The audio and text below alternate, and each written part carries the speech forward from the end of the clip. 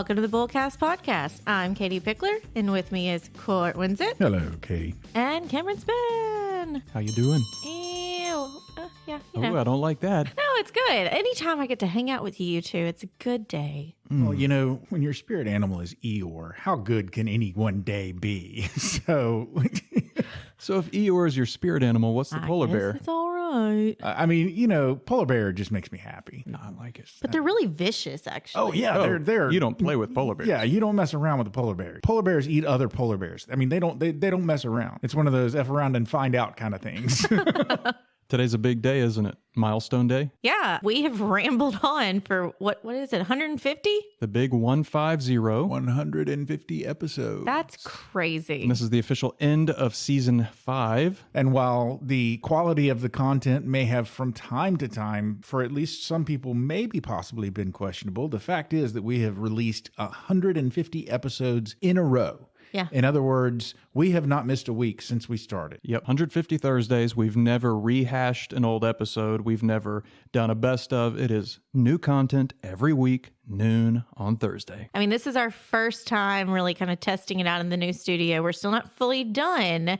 Still got a couple of touches to do, some acoustic tiles on the wall, all of that. But if we sound better, We're sounding mighty crispy. then that's why. We should do a segment we haven't done in a while. Okay. I'm thinking weekly volatility.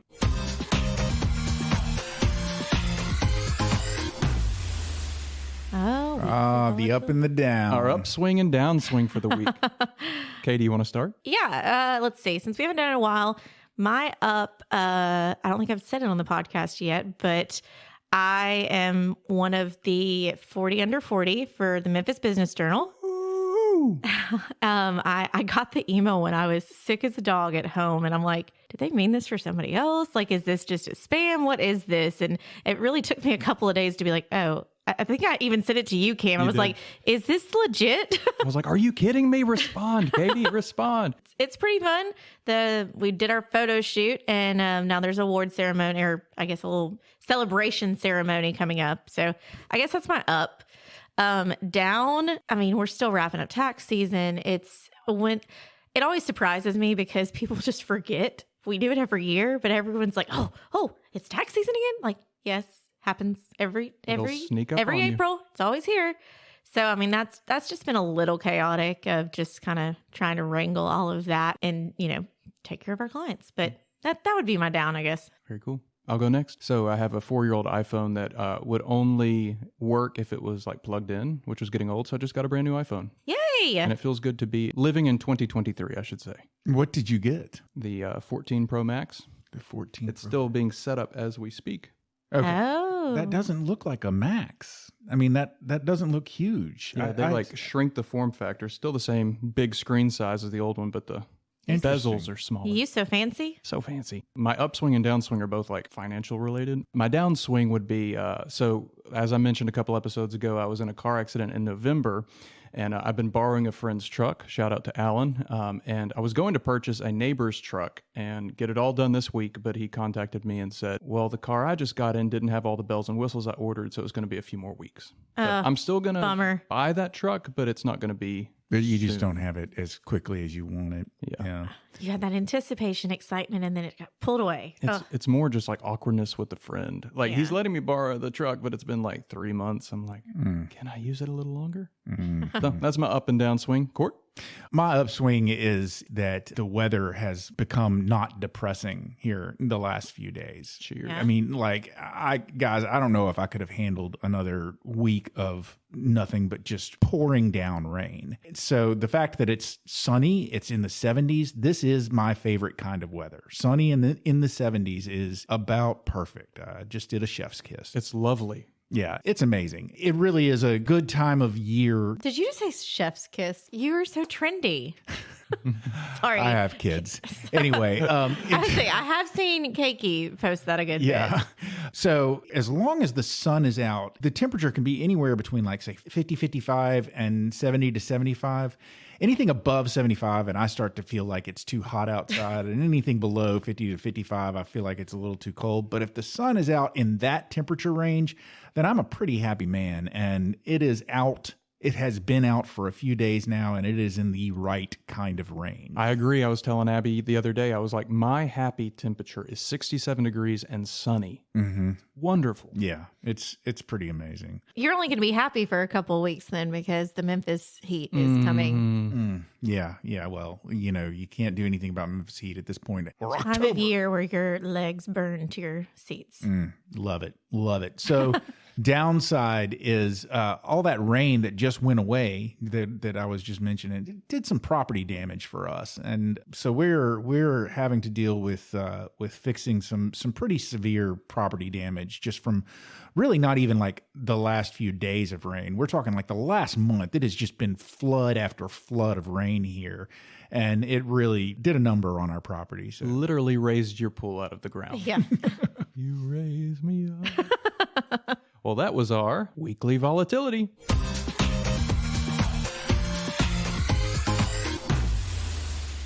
Okay. So what are we going to talk about? we're going to keep our trend going, aren't we? Yeah. So last time we talked about the debt consolidation, and Cort kind of teased a little bit the bankruptcy. Yeah, I didn't even really mean like it was going to be the next episode coming, but that looks like what's happening, guys. We're going to talk about it. Bankruptcy is one of those topics that I think as financial advisors, we really prefer to avoid. We do not want our clients filing bankruptcy. We want to help them find ways to avoid that forever and ever for their whole lives. But it is a topic that some people would like to know about, but either because they've faced it or because they just are interested in what exactly it is that a bankruptcy entails. So we feel like we should at least give it some coverage, but we are going to tell you that if you're facing financial issues, obviously come to us and we can hopefully help you with your financial issues so you do not have to file bankruptcy, so that bankruptcy is never a threat for you. Yeah, I'm looking forward to this because I think as a kid, I always pictured bankruptcy as like everything is taken away and you were just sitting there like with your papers that said you filed bankruptcy and you just gave up. Think about it. Monopoly was my first exposure to bankruptcy. You'd land on chance or the community chest and you'd say, "Oh, you filed bankruptcy. Give up all your money and go to jail." Exactly. And it's like, "Oh Lord, That's why it's in my head. I think about going to jail when you get bankruptcy and like that's not what actually happens. Not what happens. Yeah. Keep that in your head that's actually what happens. So then it maybe scares you enough to come and talk to somebody like us to help you. But yeah. Okay. We've got a fun list, as always. The most powerful fictional corporations in TV shows. I love number one. Yeah, so this is a great list. And obviously the reason why we're talking about powerful financial corporations is you may have heard a lot of times throughout your life of large corporations filing bankruptcy and, they're... Or getting a bailout. We've been talking about people getting bailouts lately. Yeah, so I mean, that's why we're obviously talking about large corporations. So we will start number one, Waystar... Royco. I'm watching this show now. It is one of my favorite shows. Yeah, so this is Succession. I'm still in season 2 beginning, so I'm trying to catch up. Greatest theme song, right? That's the whole show is just very dark. And very rich. I think that's why I like it. It's just like rich people living. Yeah. Like a Nancy Meyers movie, Yeah, but I've heard people say like that's kind of reality of what these large families are like for these dynasty families, essentially. It's a corporation that has media, entertainment, parks, cruises, all industries. It's a powerful force run by equally powerful fractured families of the Roys. And his kids are crazy. The kids are crazy. It's all a power struggle. The entire show kicks off with the company in a financial crisis. Yeah, it does. Like the very beginning of the show, first season, first episode, financial crisis. So again, that idea, major, massive corporation in a financial crisis. And then what do they do to try and get out of it? Yeah, and think of Waystar as like Disney. They've got news, they've got theme parks, they've got all these conglomerates are huge. Mm-hmm. Yeah, and they like get into the political game, and like the kids are trying to take over or change stuff. And I mean, I'm still new into it all, but I can tell it's intense. The next one is E Corp, which is Mr. Robot. Nicknamed Evil Corp, E Corp represents everything that's worth despising about corporate America. With influence all around the world, the multinational conglomerate makes technology products like computers, phones, and tablets, and owns banks and consumer credit divisions. And, of course, our hero of Mr. Robot, if you're familiar with the show, he comes up against E Corp, or is he working for E Corp at the very beginning? I didn't watch all of the show. I didn't watch it all, but I watched the first season. And in the first season, I can't remember if he's working for E Corp or if he is trying to bring down E Corp. But anyway, it's a fascinating show. I get a fun one. Acme from Looney Tunes. Oh, yes. And I didn't know this, but Acme translates to highest point. What language is that? Latin? I don't know. The Acme. It's like the zenith, I guess. Exactly, sure. Anyways, we all know the cartoons where they've got the anvils and the bombs. Wile E. Coyote uses all of the products, but the funny thing is the products don't work very well. No. So the highest point, Poor Wile E. they're trash products. You know what real life company reminds me of Acme a lot? Ooh, trash products. Uh-oh. Who? Well, I hate to say it after Cameron just called them trash products, because I'm not trying to like call them out, but Amway. Oh, because I just like Amway. The Amway name was everywhere when I was a kid. I saw Amway products everywhere, and I always thought it was kind of like. Is that still a thing? Amway's still around, as far as I know. Yeah. They're mostly, I think, cleaning products. But I just remember when I was a kid, I saw Amway everywhere, and it always reminded me of Acme. Have either of y'all seen the next one? Because I haven't, so I don't know that I can really talk about that one. I've seen the first few seasons. The Dharma Initiative is from Lost. It's this mysterious company that's kind of basically behind a whole lot of the weird things that are going on the island. It stands for the Department of Heuristics and Research on Material Applications. Ooh, that's a stretch. Yeah, it conducted scientific research on the island for basically decades while on the island. And then when our lost people who crash landed an airplane on the island got there, Dharma was kind of like this thing that had been there, but for at least the first little while, it looked like Dharma had evacuated the island, had abandoned the island. Like a lot of bunkers, empty bunkers. Yeah. So another one that I think is highly controversial, a lot of people have talked about this because it's a spinoff, is Luther Cort from Smallville. Everybody has opinions about how you portray like Superman and all the action stars, but this is obviously Lex Luthor, billion-dollar corporation founded by Lionel Luthor. Yeah, Lionel is Lex's dad. Oh, Lionel. Yeah, okay. yeah. So I don't know why Lionel is British, but he is. Lionel is a presence on the show. Okay. And so this is young Clark and young Lex and young everybody else, young Lois, young Lana Lang. I mean, it's all of them, but they're all young. And so the parents play a larger role in the show than they normally would when Superman and Lex Luthor are all grown-ups. Yeah, so the company was, very humble and was with pesticides, fertilizers, agricultural products, and then, as most that start that way, turns into bombs.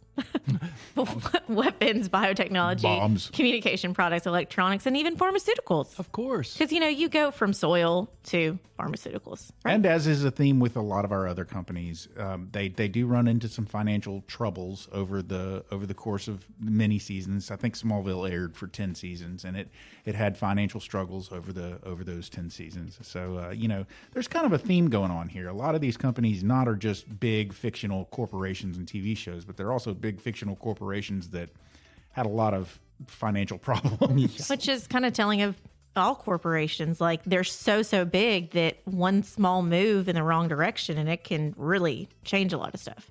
Speaking of wrong direction, our round robin here is all jacked up. Katie Sorry. threw that Uno reverse card. I guess I'll take the next one. Yeah. The Bluth Company from Arrested Development, which is one of the funniest shows I've ever seen. Have y'all watched it? Oh, yeah. No. It's so quotable. I'm just going to read this description. Is that like in the same realm with like The Office that I still haven't seen in Parks and Rec? It is not like The This is Office. quirkier, darker. I don't know if dark's the right word, but it's just a whole different animal. And it's not a documentary format. No, is it? it's not. Yeah, no, you should watch it. It's just funny. one-liner after Okay. one-liner. It's funny. But George Bluth founded the Bluth Company, a real estate development firm that illegally made homes in Iraq while working with Saddam Hussein on the hilarious series Arrested Development. George Bluth was eventually arrested for fraud, see Arrested Development, and for using his clients' money to fund his own personal expenses. And so the company, which was a huge national company, ended up with very, very little. All they had left was a banana stand. Oh, man. Oh my gosh. All the money's in the banana stand. So I think I'm next. I don't know. And I love this one. I'll take this one. Y'all probably don't have as good a memory of this as I do. Ewing Oil from Dallas. The entire series Dallas was based around the Ewing family and the fact that they lived in Dallas on a ranch called South Fork and had a huge oil company, Ewing Oil. that was started back in the 1930s. So it was always family owned and operated, resulting in the family members having tremendous power and influence and wealth, and also being a bunch of jerks. They were terrible to each other. It was really fun to watch on a weekly basis, I think every Friday night. David really loves this show. If you haven't heard about it, Delos Incorporated is the big bad corporation in Westworld, and they, of course, they do all sorts of really questionable crap with human beings and with robots that is very negative. But they also the show kind of went to pot after season 2. So, and that, ladies and gentlemen, is the list. I bet our listeners were thinking this was a pop culture only episode. This is the list that never ends. Okay, introductory of bankruptcy. Bankruptcy helps people who can no longer pay their debts get a fresh start by liquidating assets to pay their debts or by creating a repayment plan. Bankruptcy laws also protect financially troubled businesses. Oh, okay, cool. So I can't pay anymore. I'm going to file bankruptcy, right? Okay, so there are very strict tests. It's called the means test. There is a test about how much income you have versus your unavoidable expenses that you have on a monthly basis, and whether or not that will qualify you for bankruptcy. So you can't just go in and file bankruptcy all willy-nilly just because you owe credit card companies a couple bucks and you don't want to pay them anymore. It's not something to take lightly. You really need to think about it. It absolutely is not something to take lightly. But I did work for a judge. My first job out of college or out of law school was for working for a bankruptcy judge. And that judge, one of the sayings that I heard him say the most was, bankruptcy is a tool for the honest but unfortunate debtor who needs a fresh start. So the idea was it's for honest people who have gotten themselves into debt trouble and they just need a fresh start. And bankruptcy would provide that to them. I like that because there are certain situations where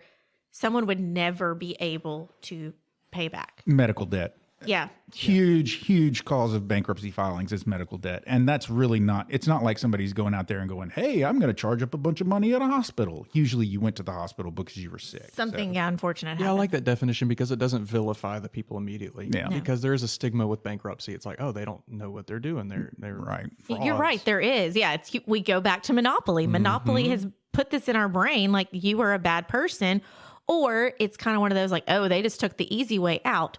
No, they didn't. Like, there's probably a reason why. A bankruptcy case normally begins with the debtor filing a petition with the bankruptcy court. Mm-hmm. A petition may be filed by an individual, by spouses together, or by a corporation or other entities. Yes. And so, I mean, yeah, you talked about with a personal, like a normal person thing, like it may be medical, but with businesses, it could be a combination of different things that could happen that, maybe they grew too fast or something happened there or bad deals or something like that they may need to file bankruptcy. And obviously at a corporation level, when they file bankruptcy, like it's, that's definitely sending an image out. I think it was like Pier 1 or somebody recently, like they had to file bankruptcy. Yeah. And I know everybody's like, oh, well, they're gone. Like, not necessarily. Like, with companies and with people, just filing bankruptcy doesn't in and of itself mean that the person or the bank or the company is just going to disappear. that would be kind of scary. They go to the island, like that lost island, like debtor's right? prison. Back, I don't think that we ever had debtor's prisons over here. My history is a little foggy on that, but in England back in the day, they had debtor's prisons, and if you owed a bunch of money that you couldn't repay, you would get thrown into prison. So that was really kind of literally poof, you're gone if you owe this money. Bankruptcy doesn't work that way over here. We have codified laws that protect you from your creditors after you file and so on and so forth. A company that files bankruptcy could go away. That would be if they liquidated and sold off all their assets. But they could also restructure their debt and repay their creditors and continue to operate as a successful business. There have been some companies that have filed for bankruptcy and then end up coming out the other side smelling like a rose. And I mean, bankruptcy is something that is on your credit score, so it stays with you. Yes. There are some jobs that you can't work at if you have bankruptcy on your record. So that's again where it's make sure you go through the hoopla of, is this right for you? Is this the best option? Because it's not something that's just going to, it will stay with you. Because I think it rolls off your credit score after. It depends on the chapter, but 10 years is, let's get into the types, and we can talk about the different types and the effects that they can have. Oh, yeah, sorry, I jumped ahead. I see it's on the credit score there. Yeah. So there are actually more than 3 types of bankruptcy, but we're, I think, only going to cover, at least in detail, we're only going to cover what I consider the main 3. I think what most people would consider the main 3. So the main 3 types of bankruptcy, they're called chapters. Side note, because I'm not sure if this is on the outline, if you ever had to consider filing for bankruptcy, don't try and do it yourself. This is a highly specialized legal industry where it really requires an attorney who knows what they're doing to do it. And I'm not advertising us. Again, we are pro helping people financially succeed. We are not advocating for bankruptcy at all, but there are attorneys out there that do this and do it well and can help you. Do not try and do it yourself. But like you hear our podcast and go, well, no, I can file bankruptcy. No. Okay, so 3 types of bankruptcy. They're called chapters. Each of the 3 types is called a chapter. There's Chapter 7, Chapter 11, and Chapter 13. So I'll go over Chapter 7. Chapter 7 is sort of the big daddy of them. That's liquidation. You basically, when you file Chapter 7, you're filing with the court and basically saying, I don't make enough money to pay all of the expenses that I have and pay off all of these debts. And like I said earlier, you have to pass a means test to even be able to file for Chapter 7 bankruptcy. But if you can pass the means test and you file for Chapter 7 bankruptcy, a trustee is appointed by the bankruptcy judge. And that trustee basically takes over most of your property, a lot of your property, especially real estate, but even personal property, highly expensive, jewelry and so forth, and then sells it all to pay to your creditors. So you are literally, as a person, liquidated. With the exception of some personal items that you get to keep, everything that you own is liquidated so that the trustee can pay your creditors. You're just wiped clean. Yeah. After you file for Chapter 7 bankruptcy, I can't remember for sure what the time limit is, but like after you've filed once, if you file for Chapter 7 bankruptcy, trustee gets all your stuff, sells all your stuff, pays whatever it can to your creditors. Even if you have $100,000 in debt and you only have property that's worth $10,000 and the trustee sells your property for $10,000, it divides that $10,000 up between your creditors who you owe $100,000. After it does that, if the court grants you a discharge, then basically the court is saying, okay, creditors, you've gotten all you're going to get. We are giving him a discharge, which means we are wiping out the rest of his debt. You are now debt-free. But once you've filed for bankruptcy and received that discharge, I don't think you can file for bankruptcy again for another 8 years. But it also is going to stay on your credit report for 10 years. Mm-hmm. So you get that zero balance. You're good. You get a fresh start, just like the judge says. Your debt is wiped out. You're ready to go. But you're not going to have any credit really to speak of for a long time. So it's going to be hard to buy a house, buy cars. Yeah. Even we've credit talked about cards. Yeah. You're going to have trouble getting credit cards. You might have trouble finding an apartment if you don't already have a place that you're staying.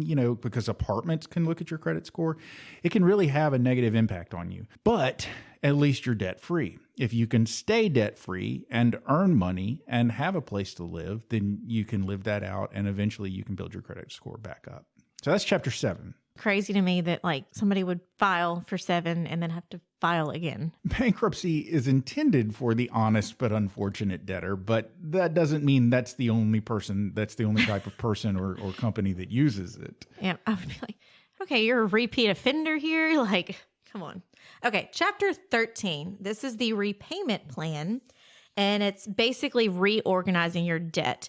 Okay, so again, if somebody's looking at this one, we need to probably go backwards and see, could that debt consolidation that we talked about last episode, could that be a better option? And we don't have to go all the way to Chapter 13. So the court approves a monthly payment plan so you can pay back a portion of your unsecured debt. And so the unsecured would be like the credit cards, maybe medical bills, things like that. And all your secured debt, the house, cars, something like that, over a period of 3 to 5 years. So you're able to really then work with the court, set up that repayment plan for 3 to 5 years at a set amount. And the monthly amounts depend on your income. So again, here comes that means test and the amount of debt you have. but the court also gets to put you on a strict budget and check all your spending. Okay, so instead of you having me pester you if you came to us and I'm your accountability partner and checking in on your budget and spending, you got a judge. Or I don't know if it's the actual judge, but you have court people who are making sure you are sticking to your budget. You probably, at that point, you feel like you've got a parole officer because you're having to check in with them on what you're doing. And you should also know that Chapter 13 bankruptcy stays on your credit report for 7 years, and you can't file for it again until after 2 years. So the big difference between Chapter 13 and Chapter 7 is Chapter 13 is more of a pay what you can. If you can't qualify for Chapter 7, you can still qualify for Chapter 13 as long as you haven't filed within the time limit. You can file for Chapter 13. Now, it may be that basically based on your means, they think you can pay off all of your debt within 5 years with the proper payment plan. And if that's the case, then all your creditors get paid. Great, boom, Bob's your uncle, you're done.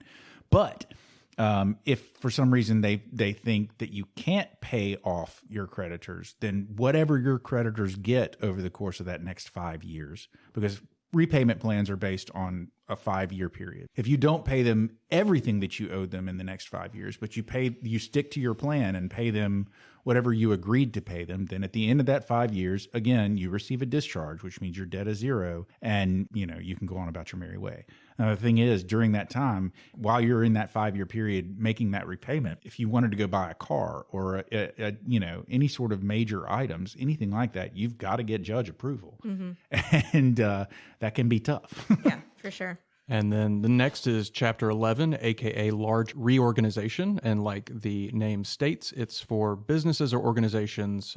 It's for them to reorganize, right? Businesses come up with this plan of how they're going to continue to operate the company while paying off their debt. And the kicker is both the court and the creditors have to approve of this. Yeah. So this is a type of bankruptcy like Waystar, Roy Co. would use. Anybody off our list, right? Yeah. Large reorganization. Yeah, that's the gist of it. A corporation could also liquidate, which if you wanted to liquidate, you would liquidate under Chapter 7. So they could also file a Chapter 7, but Chapter 11 is typically for large organizations, corporations, and so forth.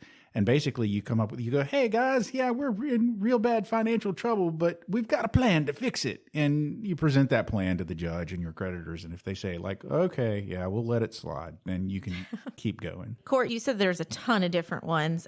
We do have a couple of them listed on here that we're not going to go into detail on, but Chapter 12 is the family farmers. Mm-hmm. Chapter 15, used in foreign cases, and Chapter 9 is municipalities. Yeah. If you're a city, you can file for bankruptcy. That's crazy. Which, how many cities have you heard of that have actually filed for bankruptcy? I can't think of one off the top of my mind. Yeah, I can't think of, the only city I can think of that's filed for bankruptcy is actually Detroit, and I'm pretty sure that was in RoboCop. That's so funny you say that, because I was about to say, like, if one came to mind, it'd be Detroit. Yeah. Which is terrible if we have those about the city. But I don't know. I picture like small towns, but I feel like they may just get gobbled up by the town next to them then, or something like that. Heck, we'll throw Flint, Michigan in there while we're at it. Okay, so advantages. Poor Detroit. Poor We're Michigan. just dogging Michigan. Advantages and disadvantages of filing for bankruptcy. Mm-hmm. Advantages: elimination of unsecured debt.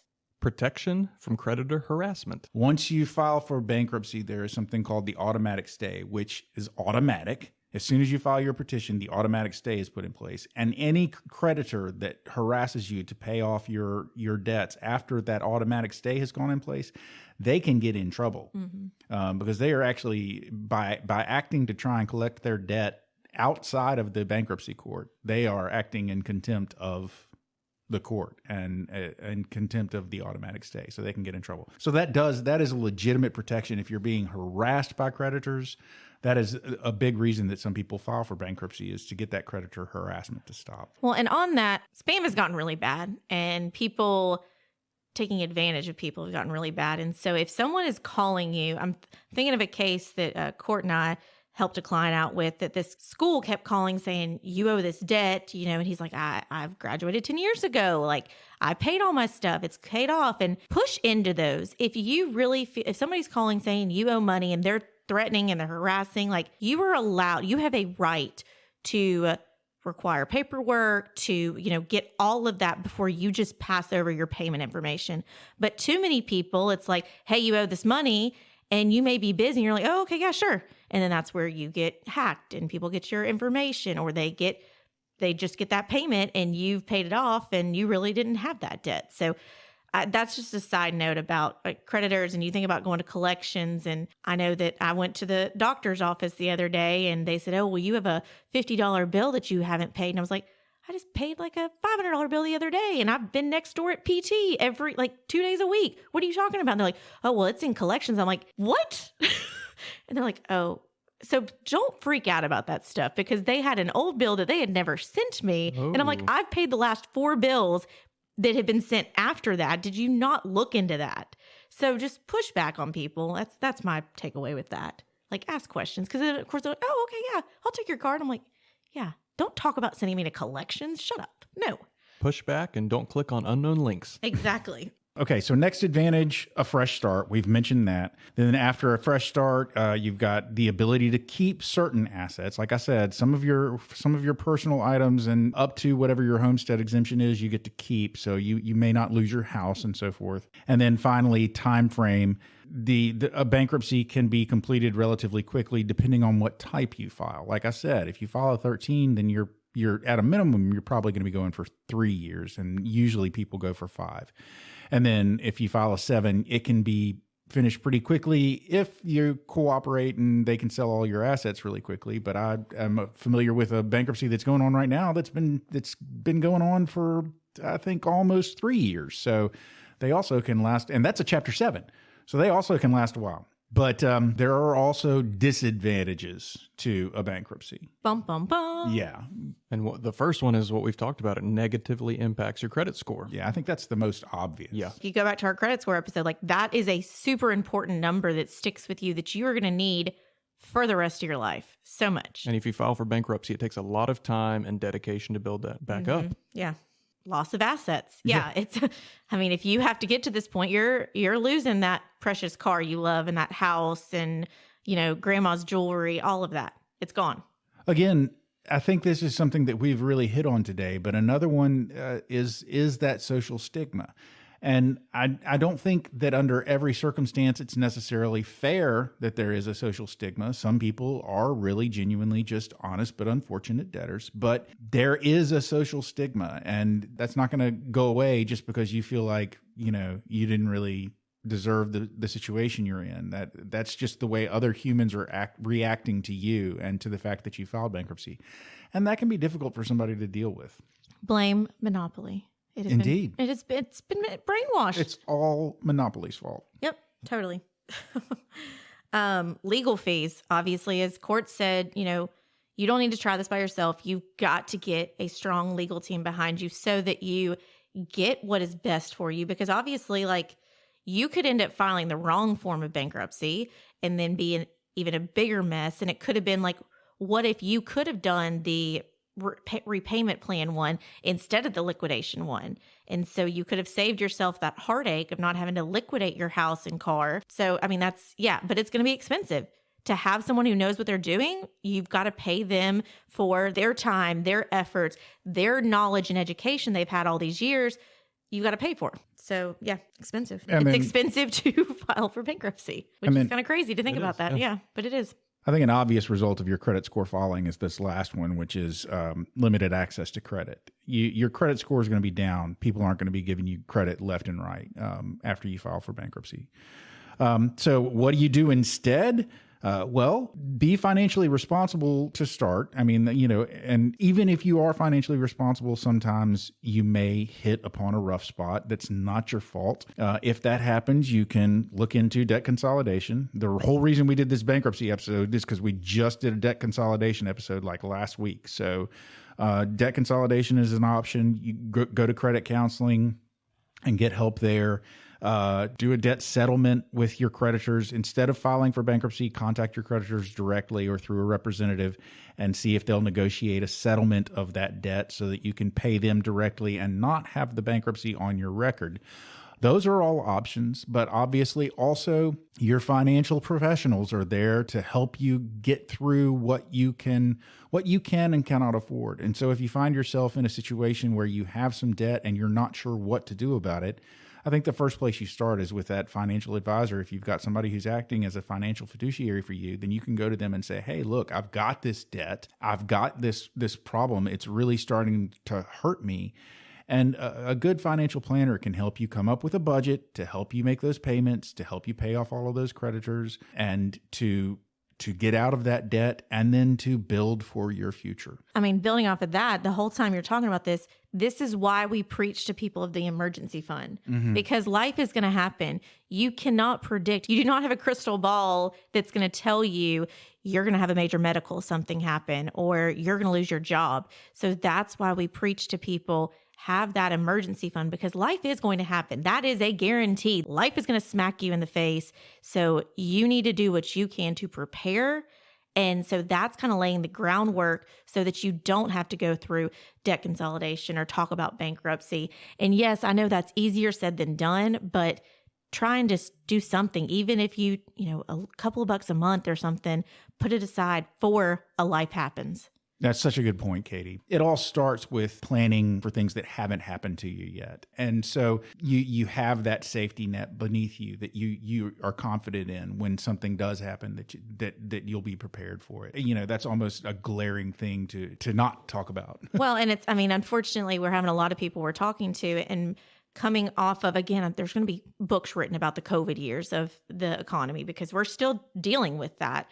But there are a lot of corporations that are in trouble and they're having to cut a lot of people. FedEx is going through it a lot. I talked to a client the other day who works for Gap headquarters and they're having to cut and trim the fat. And so all these people are nervous. Am I going to lose my job? Am I not? And again, I'm like, that's why we built that emergency fund. Yes, I hope you don't have to use it, but that is why we tell you to do that because, our job as financial professionals is to help you foresee whatever could happen and plan today for that. I think that's as good an ending point as ever. Listen, guys, if you've been listening to us and you heard us mention chapter 12, chapter 15, chapter 9, and you want to hear, you're just clamoring for us to talk more about bankruptcy, that's too bad. We're just not going to do it. But this should hopefully give you an overview. If you want more information about bankruptcy, then talk to a bankruptcy professional, which we're not. We're about helping you avoid it, financially succeed. Yeah, attacking the problem up front before you get to this step. Yeah, exactly. But there you go. That's the information in a nutshell. Do you want to nutshell it more, Katie? Do you want to give that bullseye? No, I think the bullseye is, guys, we made it 150 episodes. I think that's really exciting. I'm going to stretch this a little bit, but there's been hard moments with this because life has gotten in the way, whether it's any of us personally or business wise. And it's been hard to, rally and get back into this. But I know that all of us are learning a ton from doing this, from talking, telling you guys all about this stuff. And I hope it's really making a difference. I've heard a lot of people reach out to us and have listened to old episodes or things like that. But I'm just excited to do this. We're going to keep doing it as long as you guys want to listen to us. So, Let's just celebrate. Let's celebrate. And Cort's going to say it on the end, but seriously, if you want to be a guest on a show, reach out to us. If you have a topic that we haven't touched on, reach out to us because we want to give you what y'all want to listen to. And we're just going to keep coming up with stuff that impacts us and that pops into our head. So give us some information. That old phone company motto, reach out and touch someone. That didn't age well. I don't think they can do that anymore. That did not age well. That's a little wrong. Oh, ladies, there's the closing bell. Ladies. Just the ladies. Ladies night. Oh, ladies and gentlemen, there's the closing bell. You've made it to the end of yet another episode of the Bullcast podcast. If you liked what you heard and you'd like to hear more, please feel free to go to your favorite podcast subscription service and sign up to have our podcast delivered directly to your listening device every single Thursday at noon. If you'd like to find out more about me, Katie, and Cameron, please feel free to go to our website. That's bullcastpodcast.com. You can read about us there. You can check out our bios. You can access some of our episodes there. And you can also drop a comment. As Katie said, if you want to suggest a topic that you'd like to hear more about, then that is the perfect place to do it. You could also do it on Twitter. We do have a Twitter handle that is @BullCastPodcast.